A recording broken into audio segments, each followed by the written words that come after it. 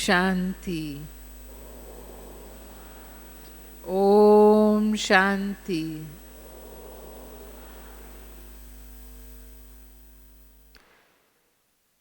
शिव बाबा पतित पावन हैं और इस कलयुगी सृष्टि में हमें पावन बनाने के लिए इस धरा पर आए हैं। जब द्वापर युग से माया रावण की प्रवेशता होती है इस चक्र में, तब से ही आत्मा पतित तमो प्रधान बनती है। तो बाबा हमें वो नॉलेज देते हैं, समझ देते हैं माया क्या है और कैसे हमें उस पर जीत पानी है।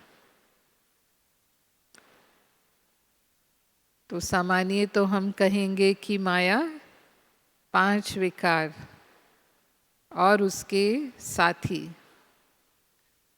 माया रावण भी हम कहते हैं। रावण उसका बड़ा रूप है और जब सूक्ष्म रूप जिसको हमें परखना होता है, पहचानना होता है, नहीं तो आसानी से हम उसके वश में हो जाते हैं, उसको हम कहते हैं माया।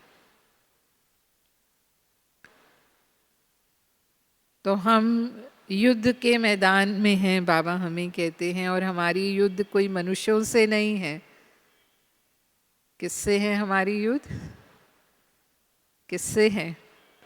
माया से हमारी युद्ध है और ये हमारी अपनी ही युद्ध है। जैसे युद्ध के मैदान में सैनिक जाता है तो पूरी तैयारी के साथ जाता है। अगर बिना तैयारी के जाएगा तो दुश्मन की जीत हो जाएगी। तो ऐसे ही बाबा हमारे लिए भी कहते हैं, unknown but very well known warriors. गुप्त है, हमारा जो युद्ध है वो गुप्त है, दिखाई देने वाला युद्ध नहीं है, लेकिन वेरी वेल नोन है।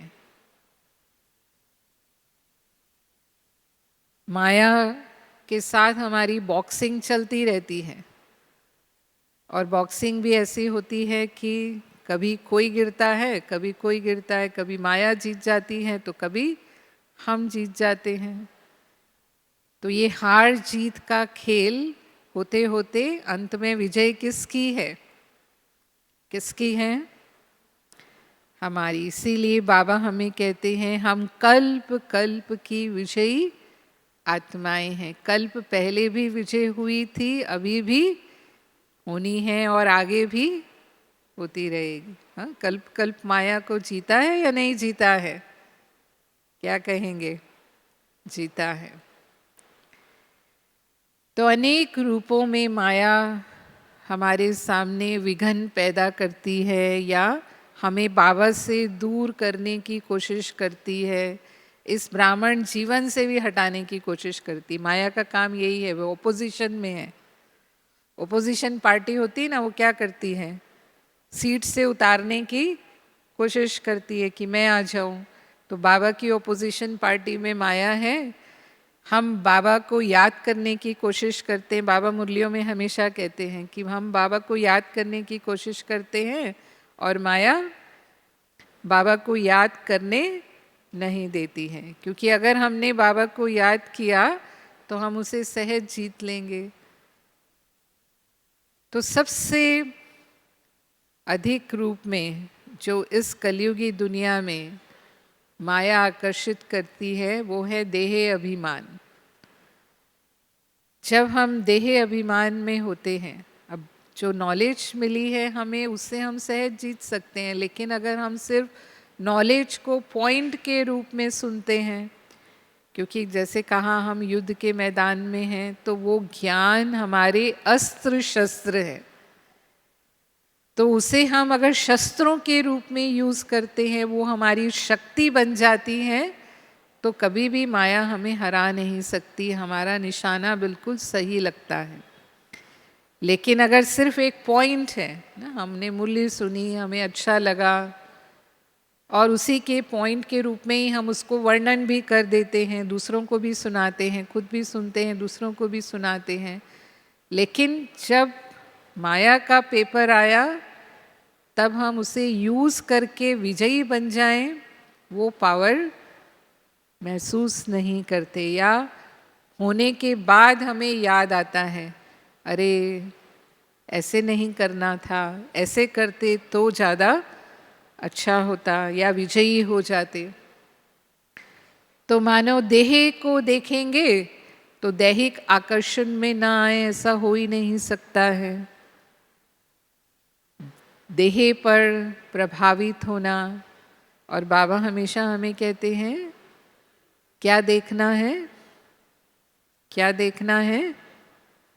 आत्मा को देखना है। आत्मा भाई भाई हैं, भाई बहन भी नहीं। देखो, बहुत मूल्यां बाबा की अभी पीछे चली कि आत्मा भाई भाई हैं, शारीरिक रूप से भाई बहन भी नहीं। देखो, तो जब हमारी मस्तक पर ही नजर जाती है, हम मस्तक मणि को ही देखते हैं, तो हमारी सिविल आई रहती है। कभी भी दृष्टि वृत्ति चंचल नहीं हो सकती। कर्म में आने की बात तो बहुत बड़ी है। बाबा कहता है अगर मनसा में भी उसका प्रभाव आता है, यानी हमारी दृष्टि वृत्ति भी किसी की देह को देख करके चंचल होती है, तो भी हमारी माया पर पूरी विजय नहीं है। हम शास्त्रों में सुनते हैं, वो किसकी यादगार हैं? आज कितने मिसाल हैं कि विश्वामित्र तपस्वी थे और उनकी तपस्या किससे भंग हो गई? मेनका से भंग हो गई, क्योंकि उन्होंने मेनका की देह को देखा। ऐसे ही नारद मुनि की कहानी आती है। कई बार बाबा मुरलियों में कहते हैं कि नारद को कहा कि अपना चेहरा देखो। तो वो कहानी क्या है? इसी की है कि दैहिक आकर्षण की कहानी ये है कि नारद मुनि तपस्या कर रहे थे और उनकी तपस्या, उनका तप इतना श्रेष्ठ था कि इंद्र, हमेशा ऐसा होता है कि इंद्र की गद्दी हिलने लग जाती है, जो शास्त्रों में बताते हैं। तो वो कोशिश करते हैं कि इनकी तपस्या भंग की जाए किसी तरह से। तो उन्होंने प्रयास किया, लेकिन वो उनकी तपस्या को भंग नहीं कर पाए। तो जब नारद मुनि को पता चला कि इंद्र भी सफल नहीं रहे, तो थोड़ा अहंकार हो गया अपने तप के ऊपर कि मैं इतना श्रेष्ठ तपस्वी हूँ। तो विष्णु जी के पास पहुँचे और विष्णु जी को वर्णन करने लगे कि भगवान ऐसे ऐसे इंद्र ने कोशिश की, लेकिन वो मेरी तपस्या भंग नहीं कर सके। तो विष्णु जी ने उनकी भी महिमा की, लेकिन उनको ये था कि ये मेरे भक्त हैं, तो इनका अहंकार नहीं रहना चाहिए, इनके अहंकार को समाप्त करना है। तो विधि तो उनको पता ही थी, तो उन्होंने एक माया रची उनके अहम को भंग करने के लिए। तो उन्होंने देखा अपने आप को कि वो एक बहुत सुंदर नगरी में हैं और वहाँ के राजा ने घोषणा की है अपनी राजकुमारी के स्वयंवर की। और उनको पता चला, उन्होंने खुद भी देखा, वो राजमहल में गए और राजा ने अपनी राजकुमारी से उनको मिलवाया। तो उसके रूप को देख करके वो बहुत प्रभावित हो गए और उनके मन में ये इच्छा पैदा हुई कि मेरा ही स्वयंवर इस राजकुमारी से हो जाए। तो वो विष्णु जी के पास पहुँचे, क्योंकि उनको पता था कि तपस्वी रूप देख करके तो वो उनके गले में वरमाला नहीं डालेगी।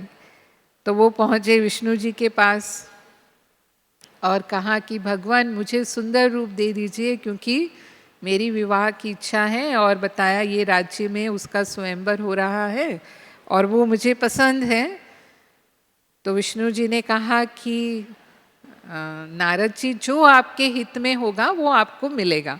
उन्होंने ये नहीं कहा कि आपकी इच्छा पूरी हो, लेकिन कहा जो आपके हित में होगा वो आपको मिलेगा। उन्होंने समझा कि भगवान ने मेरे को सुंदर रूप दे दिया है।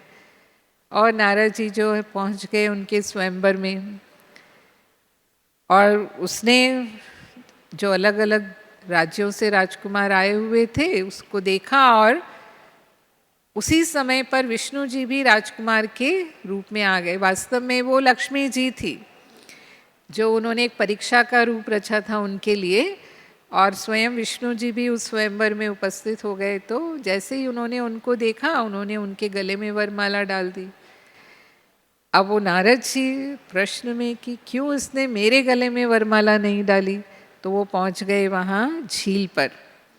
देखा अपना रूप, तो देखा कि वो बंदर का रूप था। और जब देखा कि विष्णु जी ने मुझे बंदर का रूप दे दिया, मतलब मेरे को धोखे में रखा, तो बहुत गुस्से में आ गए और तुरंत उनके पास पहुँचे और उनको श्राप दे दिया। कहानी ऐसी है।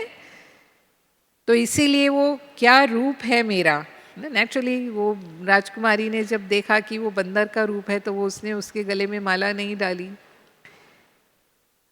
तो माया हमें क्या बना देती है, जो बाबा कहता है मुरलियों में कि मंदिर लायक थे हम, लेकिन क्या बन गए, माया के वश होकर के बंदर बन गए।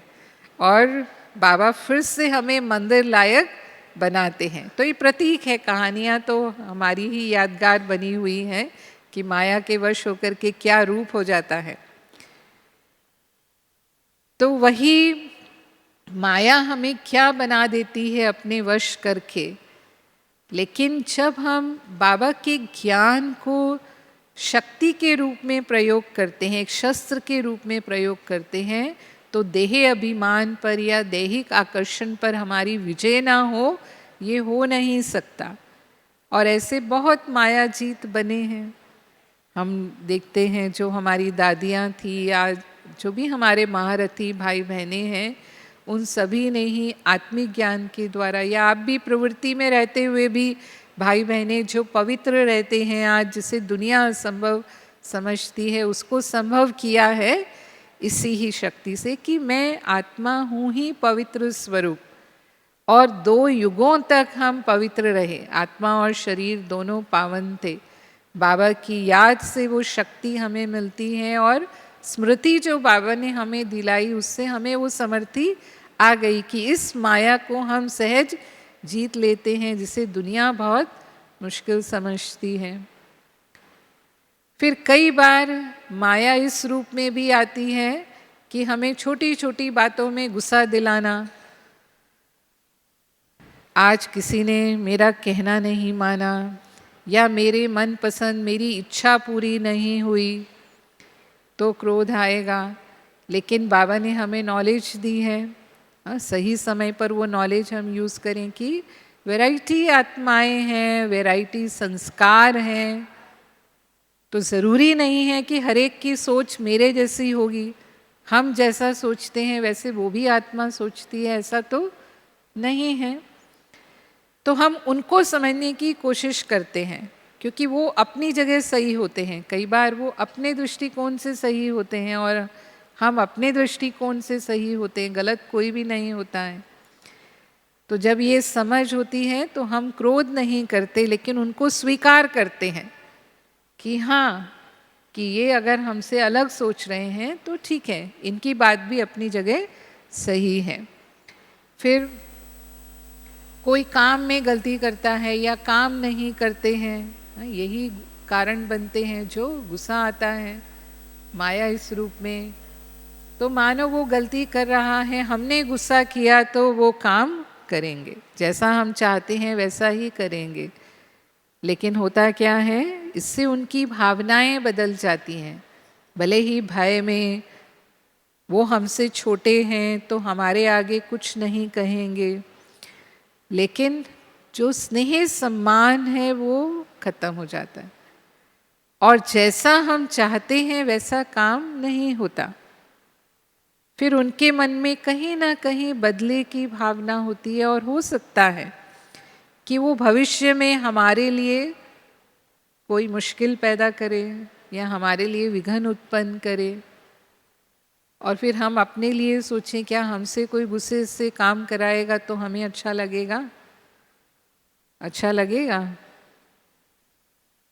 हमें क्या लगता है, काम तो करना है लेकिन थोड़ा प्यार से तो बोल सकते हैं, थोड़ा अच्छे शब्दों में तो कह सकते हैं। तो किसी को भी अपना अपमान पसंद नहीं होता है, किसी को भी गुस्से से बात करना माना उसका अपमान करना। ऐसे ही कोई अपमान कर देता है, कोई हमें अपशब्द कह देता है, या हमारे ऊपर ही गुस्सा करता है, माना अच्छा व्यवहार नहीं करता, ऐसी स्थितियां भी पैदा होती हैं। रोज़मर्रा की ज़िंदगी में ऐसे पेपर हमारे सामने माया लेकर के आती है। तो ज्ञान को प्रयोग करना, बाबा ने मुझे शक्ति दी है और बाबा ने मुझे अपने स्वरूप की स्मृति दिलाई है। एक तो सहन शक्ति बाबा ने हमें दी, जो शक्तियाँ मिली हैं वो माया पर जीत पाने के लिए ही मिली है ना। और मैं शांत स्वरूप आत्मा हूँ, मैं शांति धाम की रहने वाली हूँ, शांति के सागर की संतान हूँ। मुझे ही विश्व को शांति का स्थान बनाना है, विश्व में सुख शांति लाने के निमित्त बाबा ने मुझे ये कर्तव्य दिया है। ये हम भूल जाते हैं। जब हम भूल जाते हैं तभी हम फीलिंग में आते हैं, या फिर वैसा ही व्यवहार उस आत्मा के साथ करने लगते हैं। या तो फीलिंग में आते माना सहन शक्ति का प्रयोग नहीं किया, चुप तो रह गए लेकिन फीलिंग में आ गए, इसने मेरे साथ ऐसा किया। फिर उसका असर कितने दिन तक रहता है हमारे अंदर, 1 दिन 2 दिन नहीं, कई बार हम जब भी उस आत्मा को देखेंगे फिर से फीलिंग में आ जाएंगे। तो यहाँ पर जैसे कहते हैं हम, फायर ब्रिगेड होती है ना, वो आग को बुझाने वाली है, आग को बढ़ाने वाली नहीं होती। आग में घी डालते हैं तो वो बढ़ता है, लेकिन फायर ब्रिगेड बुझाने का काम करती है। तो ऐसे ही हमारी शांति की शक्ति से सामने वाली आत्मा को हमें सहयोग देना है। उसका मन कितना भी क्रोध में है लेकिन हमारे शांति के वाइब्रेशन, यानी हमारा व्यवहार फिर भी कैसा हो, शांति का हो, प्रेम का हो, क्षमा का हो, रहम का हो, तो ये हमने उस आत्मा को सहयोग दिया। आज हमारे बाबा के बारे में हम सुनते हैं, ब्रह्मा बाबा के बारे में सुनते हैं, मम्मा के बारे में सुनते हैं हम। हमारी दादियों को तो हमने देखा कि कभी भी किसी भी आत्मा को उन्होंने गुस्से से कंट्रोल नहीं किया। ऐसे ही भक्ति में भी हम देखते हैं कि जो बहुत ईश्वर के सच्चे भक्त हुए, उन्होंने भी इस माया को जीता। जैसे संत तुकाराम महाराष्ट्र के ही संत थे, और आप में से बहुतों को उनकी कहानी पता होगी कि उन्होंने अपना सब कुछ गरीबों को दान कर दिया। और ये स्थिति हो गई कि उनके घर में भी एक समय आया कि खाने पीने को भी ठीक से नहीं था। तो जब घर में कुछ नहीं था खाने को, तो पत्नी ने कहा कि गन्ने का खेत है पास में, वहाँ से कुछ गन्ने ले आओ, कम से कम आज का दिन गन्ने खाकर ही गुजार लेंगे। तो उन्होंने वहाँ जाकर के गन्ने का गट्ठर बनाया। लेकिन जब रास्ते में जा रहे थे, क्योंकि अकाल का समय था, तो कुछ कुछ लोगों ने उनसे मांगनी की, और जब मांगनी की तो वो तो संत थे, तो उन्होंने सब गन्ने बांट दिए, और आखिर में एक गन्ना उनके पास बचा। और वो गन्ना लेकर घर पहुँचे तो पत्नी आग बबूला हो गई उसको देख करके कि हाँ, ये एक ही गन्ना लेकर के घर में आए हैं। और गुस्से में उसने वो गन्ना छीना उनके हाथ से और उनको गन्ने से ही पीटना शुरू कर दिया। तो उन्होंने कुछ नहीं कहा, और जब वो पीट रही थी तो वो गन्ना टूट गया, उसके 2 टुकड़े हो गए। तो उन्होंने मुस्कुराते हुए अपनी पत्नी को बोला कि ले, अब इसके 2 हिस्से हो गए, एक तू खा ले, एक मैं खा लेता हूँ।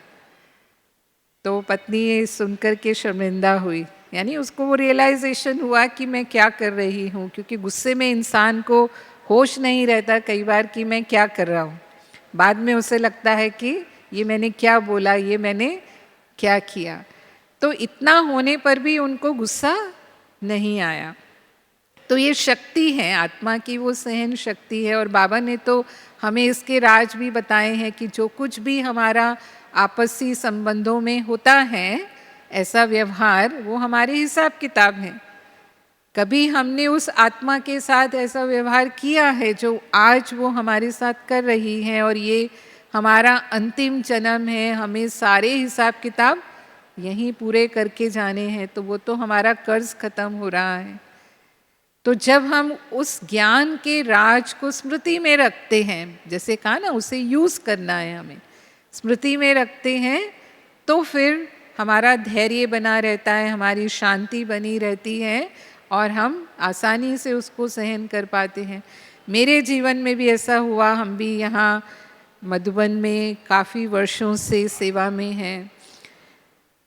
तो ऐसा होता है, कभी मानो हमसे कोई गलती हुई, मेरे से कोई गलती हुई थी, और हमारी जो निमित्त आत्मा है उसको उस बात को लेकर के, किसी की गलती पर ही कोई गुस्सा भी करता है, तो निमित्त आत्मा को गुस्सा आया, और इतना गुस्सा आया कि करीब 10 मिनट तक, समझो जैसे अभी कहा कि वो संत तुकाराम की पत्नी ने कैसे गुस्सा किया उनके ऊपर, इसी तरह से बुरी तरह से, मतलब जैसे कोई गुस्सा कर रहा है। और मैंने इस बात को रियलाइज़ किया कि अगर मेरी गलती है तो मुझे चुप ही रहना है, शांत ही रहना है। और हम बिल्कुल शांत रहे, चुप रहे, और उसके बावजूद भी हमने अच्छा व्यवहार किया। यानी जैसे बाबा कहते हैं माफ़ कर दो, माना हमें लगता है कि कोई गलती भी, जैसे गलती जितनी थी उतना ज़्यादा गुस्से की आवश्यकता नहीं थी, लेकिन जैसे गुस्से में बहुत हम आगे जब चले जाते हैं, उसके वश हो जाते हैं, तो फिर पता ही नहीं चलता है। तो वो स्थिति बनी, लेकिन फिर भी जैसे कि हाँ, बाबा ने हमें वो शक्ति दी है, और हमने फिर भी उस बात को फील नहीं किया और उनको माफ़ किया, और फिर भी वही सामान्य व्यवहार जो हमारा होना चाहिए, वो सामान्य व्यवहार को रखा। तो ये मैंने देखा कि कुछ समय में ही, थोड़ा समय ज़रूर लगा, हमें धैर्य तो रखना पड़ता है, लेकिन बाद में उन्होंने खुद रियलाइज़ किया कि ये मेरी गलती थी और उन्होंने ही फिर माफ़ी मांगी और सब कुछ फिर बिल्कुल नॉर्मल हो गया। तो ये तब हो पाता है, जैसे हम कहते हैं क्रोध को हम क्रोध से नहीं जीत सकते, क्रोध को हम प्रेम से और क्षमा से जीत सकते हैं, या घृणा को भी हम घृणा से नहीं जीत सकते, घृणा को हम प्रेम से जीत सकते हैं। जो महापुरुषों की विशेषता थी, या हमारे जो भी मम्मा बाबा दादियाँ हुए, ये उनके जीवन की विशेषता थी कि उन्होंने सभी के दिलों को कैसे जीता।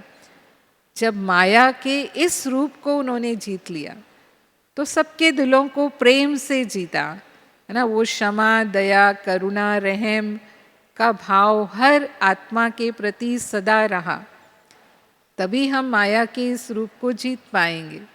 तो ये हमारा युद्ध, माना इस रूप में माया से हमारा युद्ध भी अच्छा चलता है, क्योंकि ये पेपर भी रोज़ माया लेती है किसी ना किसी रूप में। हाँ, ये तो मोटे रूप की बात है, लेकिन ईर्ष्या के रूप में, घृणा के रूप में, किसी के प्रति द्वेष भाव के रूप में, वैर भाव के रूप में, यानी बदले की भावना के रूप में भी माया हमारे मन में वो संकल्प विकल्प चलाती रहती है। तो उनमें भी हम ना उलझे, क्योंकि जब हम इन संकल्पों विकल्पों में उलझ जाते हैं तो हम थकने लगते हैं, पुरुषार्थ में ही थकने लगते हैं, अपने आप से ही उलझने लगते हैं।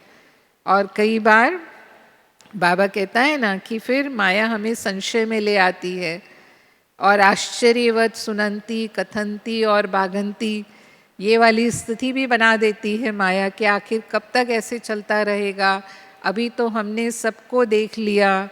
हाँ, हम तो यहाँ तक कि जब दूसरों को देखने लगते हैं तो महारथी आत्माओं को भी देखते हैं कि महारथी आत्माएं हैं, वो भी ऐसा करती हैं, उन्हें भी गुस्सा आता है, वो भी ऐसे बोलती हैं। बाबा कहता है अगर महारथी ऐसा करता है तो क्या वो महारथी है? अगर हम बड़ों को देखते हैं, जो भी हम जिनको बड़ा समझते हैं, अगर हम देखते हैं कि वो वैसा कर रहे हैं तो उस समय वो क्या है? महारथी नहीं है, लेकिन माया के वश हैं। तो उनके प्रति भी हमें रहम दिल होना, और हमें थोड़ी ब्रदर सिस्टर को फॉलो करना है। किसको फॉलो करना है? किसको फॉलो करना है? बाबा को फॉलो करना है। बाबा ने किया क्या ऐसा? बाबा ने नहीं किया कभी भी, तो हमें भी उनको फॉलो नहीं करना है। एक मुरली में अभी थोड़े समय पहले ही बाबा की अव्यक्त मुरली थी रविवार की, कि महारथियों की कोई भी कमज़ोरी है तो उसको देखने के लिए हमें अपने मन की आँख को बंद करना है, क्योंकि हम अभी लास्ट में आए हैं और उनका पुरुषार्थ काफ़ी वर्षों की तपस्या है, और जो उनके निश्चय की स्थिति है, जो बाबा में अटूट निश्चय होना चाहिए, उस निश्चय से उनके मार्क्स कहीं ना कहीं हमसे ज़्यादा हो जाते हैं। और अगर हम उनकी एक छोटी मोटी कमी को पकड़ करके अपने आप को कमज़ोर कर देंगे, अलबेलेपन में आ जाएंगे, तो हम पीछे रह जाएंगे, फिर हम गैलप नहीं कर सकते, लास्ट सो फास्ट जो बाबा हमें कहते हैं वो हम नहीं जा पाएंगे। तो इसीलिए कभी भी हमें दूसरों की कमज़ोरी को इस तरह से, खासकर जो हमारी महारथी आत्माएं हैं, उनकी कमज़ोरी को देख करके अपने पुरुषार्थ को ढीला नहीं करना है। माया जो है वो प्रलोभन के रूप में भी आती है। आज धन के पीछे ब्राह्मण नहीं भागते हैं, लेकिन धन का लालच उतना, जैसे दुनिया में जो भाग दौड़ की जिंदगी है धन कमाने के पीछे, हमें अविनाशी कमाई का महत्व समझ में आ जाता है, तो हम पुरुषार्थ करते हैं कि हम ये कमाई करें। लेकिन जो माया आती है वो आती है रहन सहन, खान पान, साधन, सुविधाएं, इस रूप में कहीं ना कहीं ब्राह्मणों को आकर्षित करती है।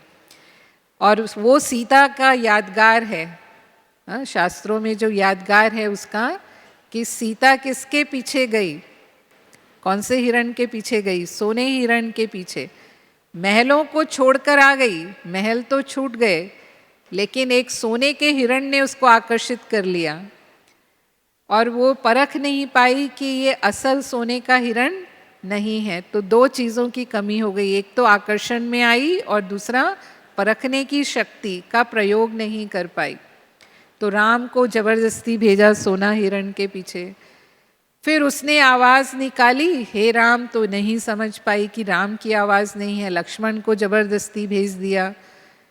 और फिर रावण आया साधु के वेश में, तो वो साधु को भी नहीं पहचान पाई, परख पाई कि ये साधु नहीं रावण है, और किसके चंगुल में फंस गई? रावण के चंगुल में फंसी और राम से दूर हो गई। तो ये छोटा सा आकर्षण ने उसे रावण की जेल में बंद कर दिया, राम से दूर हो गई। तो ये भी जो हमारे जीवन में साधन आते हैं, सुविधाएं आती हैं, ये भी राम माना बाबा से हमें कब दूर कर देते हैं हमें भी पता नहीं चलता। ये सूक्ष्म रूप, माया के जो सूक्ष्म रूप हैं, है ना, जो कहा कि थोड़ा बहुत ना, बड़ा लोभ नहीं है हमको, लेकिन छोटे मोटे आकर्षण, आज के जो मुख्य साधन हैं, जो मीडिया है, सबसे बड़ा आकर्षण आज के समय में जो माया का आकर्षण है वो है मीडिया। चाहे वो टेलीविज़न है, चाहे वो मोबाइल स्मार्टफोन है, उसमें जो अलग अलग सोशल मीडिया है, वो कितना हमें बाबा से दूर करता है, कितना समय हम उसमें लगा देते हैं। तो बाबा कहते हैं साधन यूज़ करो।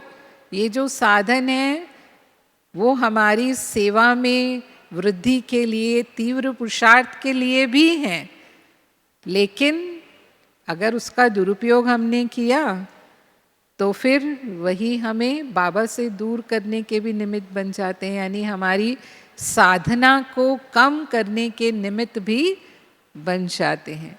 तो साधन कहीं हमें साधना से वंचित तो नहीं कर रहा, ये हमें सावधानी चाहिए, ये माया के रूप है। ऐसे ही रहन सहन, हमारा घर हो, ऐसा हो, ऐसे सब घर में सुविधाएं हो, आवश्यकताएं अलग चीज़ है। बाबा कहते हैं आवश्यकता पूरी करने के लिए बाबा बंधा हुआ है, लेकिन आवश्यकता की भी हद होती है। लेकिन अगर वो उस हद को पार करती है तो उसे हम लालच ही कहेंगे, प्रलोभन ही कहेंगे। ऐसे ही खाने में भी हर एक का होता है कि मेरा खाना इस तरह का होना चाहिए और भोजन में ये तो चाहिए ही चाहिए, अगर वो नहीं होगा भोजन में तो जैसे कि हमने कुछ खाया ही नहीं। कुछ लोग होते हैं चावल चाहिए ही, बिना चावल के तो जैसे पेट भरता ही नहीं। कुछ हैं रोटी चाहिए ही, बिना रोटी के तो लगा ही नहीं कि खाना खाया। हर एक का अपना अपना होता है। खाने के बाद अचार, खाने के साथ अचार, खाने के बाद पापड़, या खाने के बाद कोई ना कोई ड्रिंक, माना चाय कॉफ़ी, कुछ भी आदत होती है। यानी जब तक हमको वो नहीं मिला, ये प्रकृति के पेपर है। कमज़ोरी माया का गेट बन जाती है। कोई भी तरह की हमारी कमज़ोरी है, माया उसी का सहारा ले लेती है और उसी के द्वारा हमारी स्थिति को हलचल में लाती है। तो बाबा कहता है लास्ट समय में भी प्रकृति कैसे पेपर लाएगी? वही चीज़ हमें नहीं मिलेगी जो हमारी आदत है, और जब वो नहीं मिलेगी तो बाबा याद नहीं आएगा, हमें कौन याद आएगा? चाय तो एक कॉमन चीज़ है, माना वो ही याद आएगा कि ये नहीं मिला, और हम पास विद ऑनर की बजाय कहाँ चले जाएंगे? नंबर 1 की बजाय कहाँ चले जाएंगे? नंबर 2, 3 में चले जाएंगे।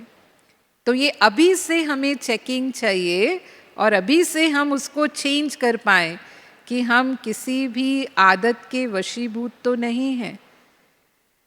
प्रकृति और भी हलचल ला सकती है हमारे सामने।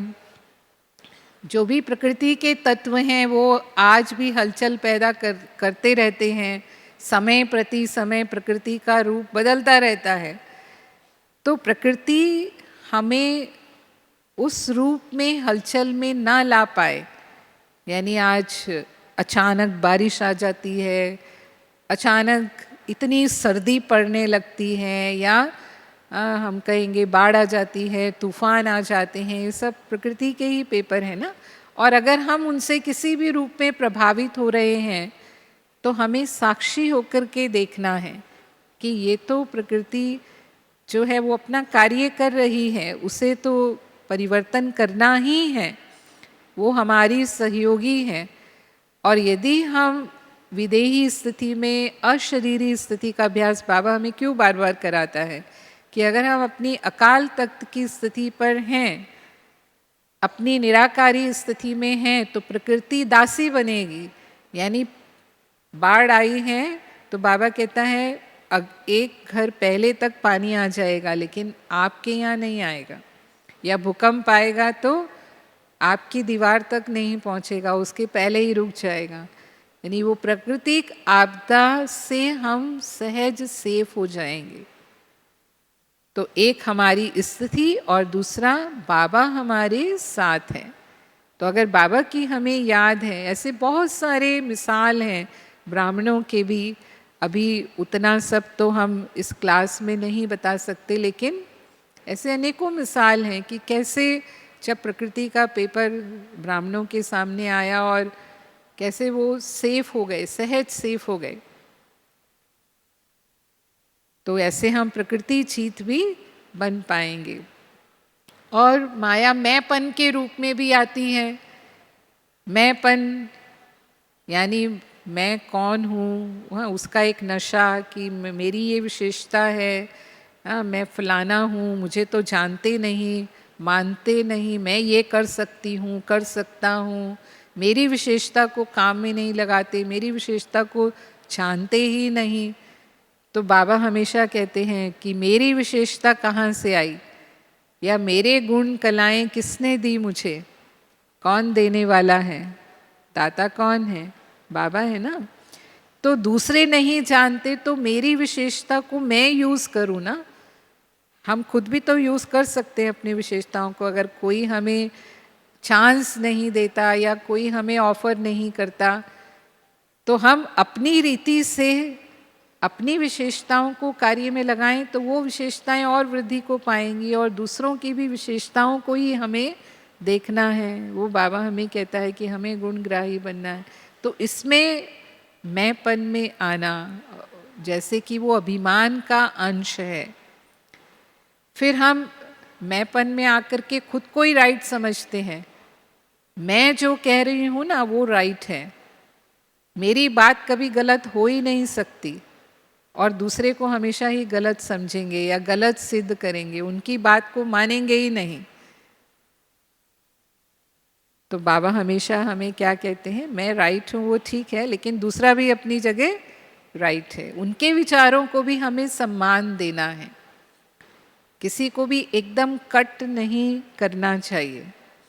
फिर हमेशा मैं ही श्रेष्ठ हूँ तो अपनी गलती नहीं मानेंगे, गलती हो जाएगी, मानो हमसे हो भी जाती है, ऐसे थोड़ी कि हमेशा ही हम राइट ही करते हैं। कभी ना कभी कोई गलती हमसे हो गई तो फिर गलती मानेंगे नहीं, मानेंगे नहीं तो उसको सिद्ध करेंगे, और अपने आप को कि कहीं मुझे कम नहीं मान लिया जाए।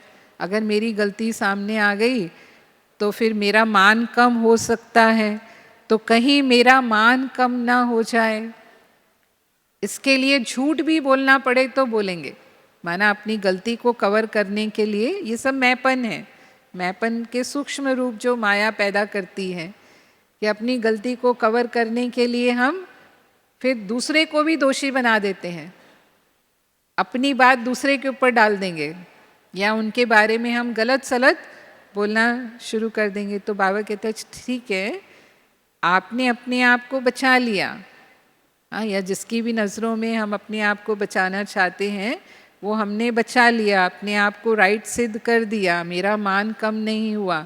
ठीक है, आत्माओं के सामने तो हो गया, लेकिन बाबा से छुपा है क्या?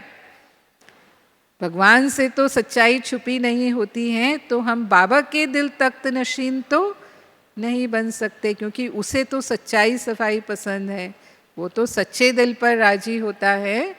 तो यहाँ कमा लिया लेकिन सदा के लिए गंवा दिया। यानी कल्प के लिए जो हमारा जमा होना चाहिए वो हमारा खाता नहीं बनता है। तो ये भी सूक्ष्म गति बाबा हमें बताते हैं। तो कहाँ भी इस रूप में अगर हमारे अंदर मैंपन आता है, ये अपनी चेकिंग हमें करनी है। तो जितना हम बाबा से सच्ची साफ दिल वाले होंगे, और आपस में भी बाबा से तो फिर भी हम सच्ची दिल रख लेते हैं, लेकिन आपस के व्यवहार में हम उतना सच्चे नहीं रह पाते, अंदर कुछ और बाहर कुछ और। तो आपस के व्यवहार में भी हमारी जितनी सच्चाई सफाई होगी, उतना ही इस रूप में हम माया पर विजय पालेंगे। अपनी हार मानना सचमुच हार जाना नहीं, लेकिन उसके दिल को जीतना होता है, ये बाबा कहते हैं। जैसे बड़ी दादी जी कहती थी, हार मानी माना हार मनी हो गई, यानी हमारे संबंध अच्छे हो गए। अपनी गलती मान ली, इसका मतलब ये नहीं कोई हम छोटे हो गए, लेकिन किसी के दिल को हम जीत पाते हैं। माया हमें संग दोष में भी लाती है। माना किसी ने हमें ज्ञान के बारे में उल्टी सीधी बातें सुना दी, होता ही है। हम जिस दुनिया में रहते हैं वो तो इस ज्ञान से उल्टी दिशा में, क्योंकि वो माया की दिशा में, हम माया को जीत रहे हैं, तो वो हमें कई ऐसी बातें सुनाएंगे, अरे आप कहाँ फंस गए ब्रह्मा कुमारी इसके चक्कर में, हाँ वहाँ तो ऐसे होता है वैसे होता है, और हमने सुना। इसको बाबा कहता है पर चिंतन में आ जाते हैं ना। तो जब हमने ये सारी बातें सुनी तो हमारे में संशय आ जाता है, कहीं हम गलत तो नहीं कर रहे। फिर ऐसे भी सुनाते हैं, माना ज्ञान में आने के बाद हमारा कुछ नुकसान हो जाता है, अब वो तो कर्म की गति है, उसमें बाबा का ज्ञान का तो कोई दोष नहीं है। लेकिन अगर हमने उसको नहीं समझा, और कोई हमारा नुकसान हो गया, धन की हानि हो गई, या कोई हमारी ज़िंदगी में ऐसी घटना हो गई, हमारा बुरा हो गया, तो कहेंगे अरे तुमने भक्ति छोड़ दी ना, तुमने इस गुरु को छोड़ दिया ना, इसीलिए तुम्हारे साथ ऐसा हुआ। ऐसे ऐसे मिसाल हम जानते भी हैं, और इसके कारण वो इतना संशय में आए कि बाबा को ही छोड़कर चले गए।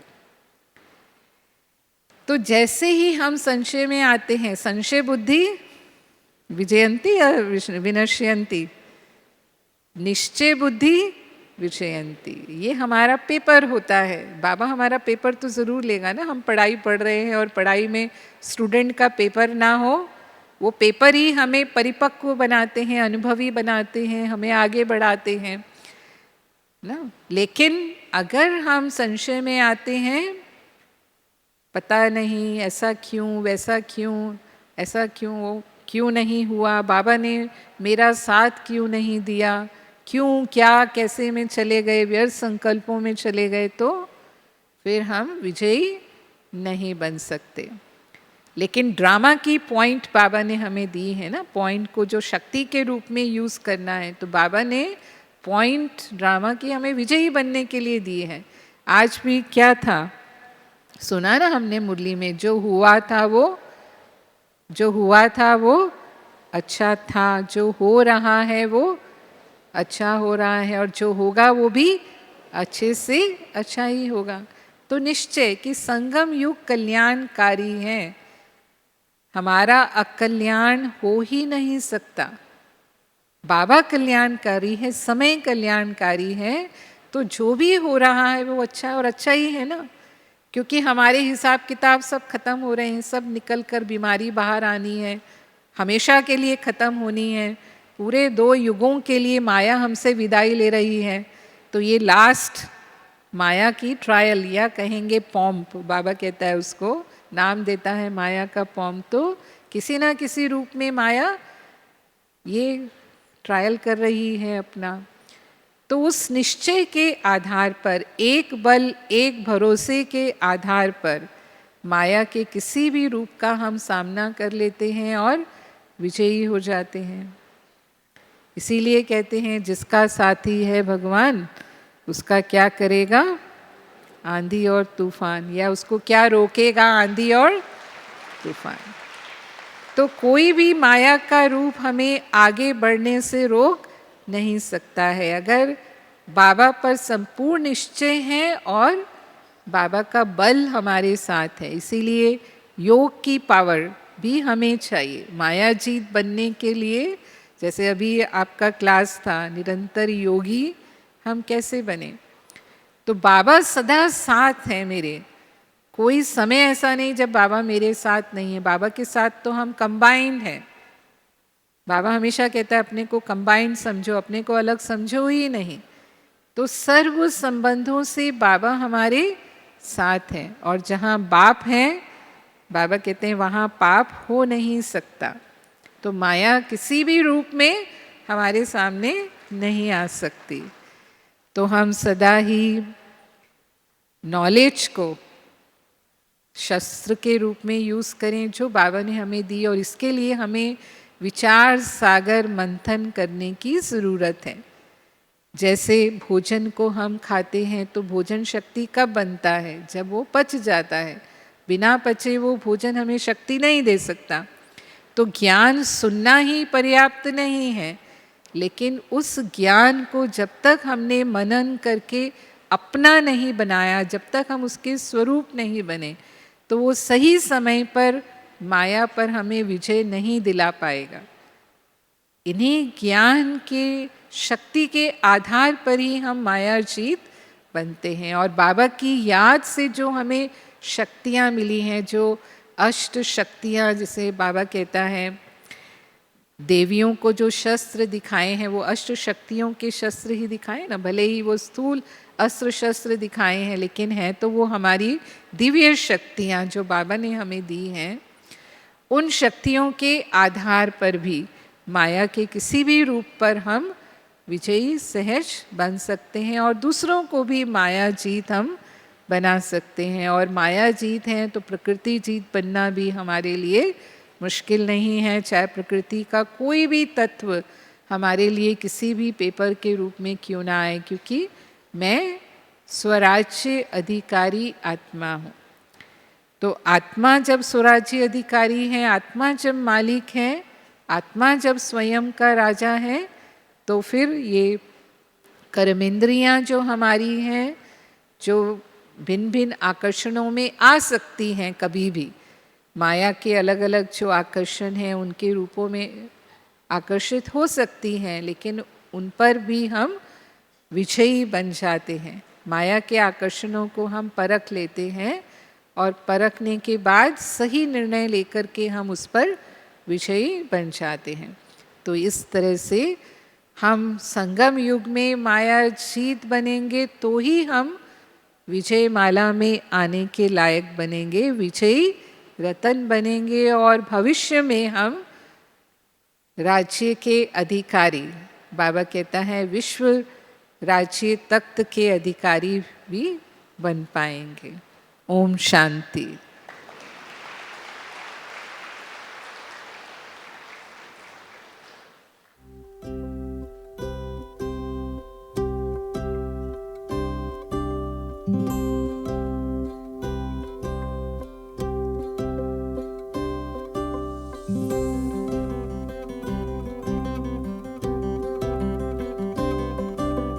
झरनों से संगीत है झरता,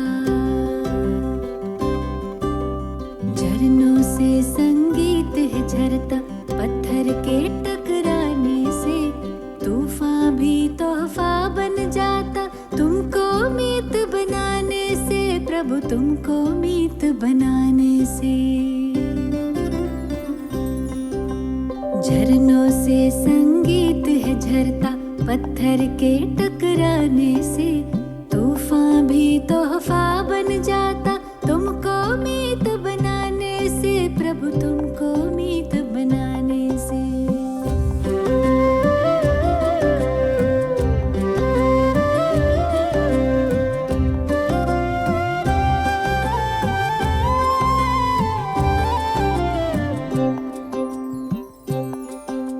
सागर रास्ता दे देता, पर्वत भी झुक जाता है।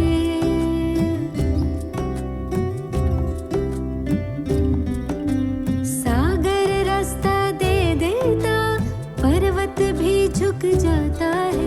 नामुमकिन मुमकिन हो जाता, वक्त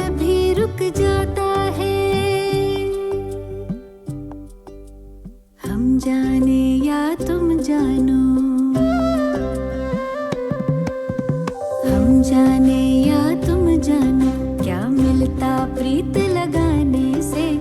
तूफान भी तोहफा बन जाता तुमको मीत बनाने से, प्रभु को मीत बनाने से।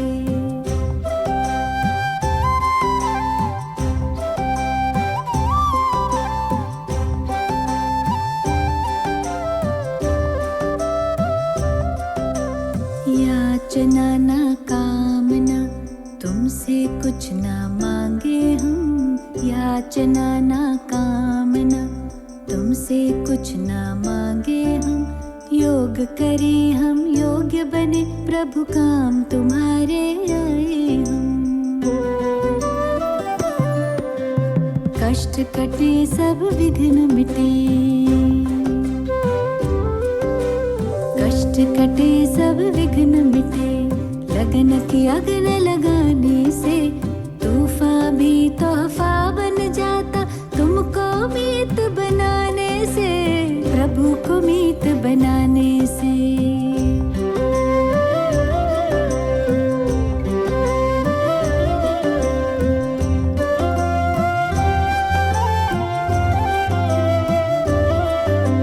सुख के दिन या दुख की रातें, मन की नैया ना डोले।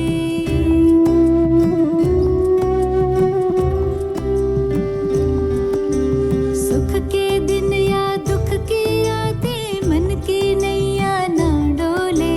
जीत हार हो फूल खार हो, जितना खाए हिचकोले।